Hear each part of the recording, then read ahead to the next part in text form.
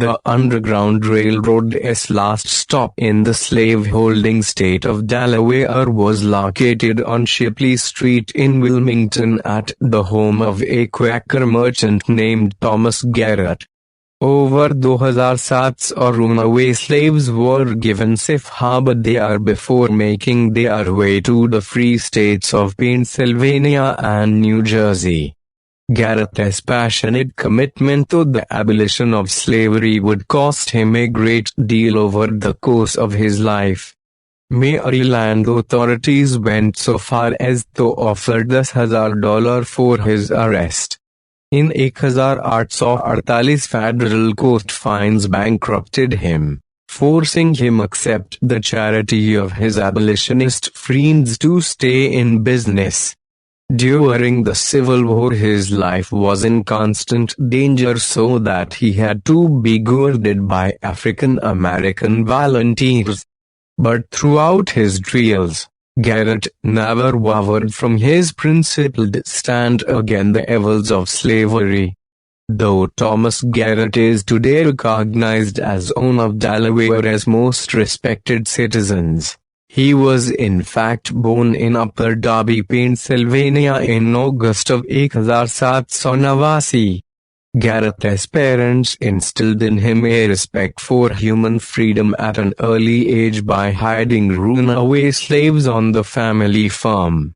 When Garrett was a young man, a family servant was kidnapped and forced into slavery. Garrett managed to track the family's friend and employ down and effect an escape, but the incident left an indelible impression. He moved to Wilmington, Delaware in 1822, but his personal convictions and deep commitment to his Quaker religious beliefs put him at odds with the state's pro-slavery stance. It was only a few years before Garrett once again resumed his efforts to aid escaped slaves. For the next 40 years he did everything in his power to do so. In 1848, Garrett and fellow abolitionist John Hunn were convicted of aiding the Hawkins family in their escape from slavery in Maryland. The sentence, a bank-breaking fine that would leave both men virtually penniless, was handed down in the Newcastle, Delaware courthouse by Chief Justice Roger Taney. After the sentence was read and unrepentant Garrett gave an impassioned speech so moving that even a slaveholding juror offered him his hand. "I say to thee and to all in this courtroom, that if anyone knows a fugitive who wants shelter," he said, "send him to Thomas Garrett and he will befriend him." Garrett continued to fight against inequality even after the end of the Civil War, acting as an advocate for the rights of former slaves.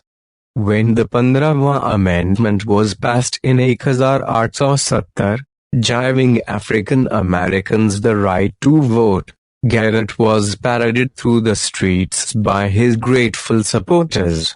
Some went as far as to refer to him as Out Moses. On 25 January of 1871, Thomas Garrett died. His funeral, attended by friends from all walks of life, including many he aided in their fight for freedom. Garrett's coffin was borne from shoulder to his final resting place in the cemetery at the Wilmington Friends Meeting House at Quinta and West Streets in Quaker Hill.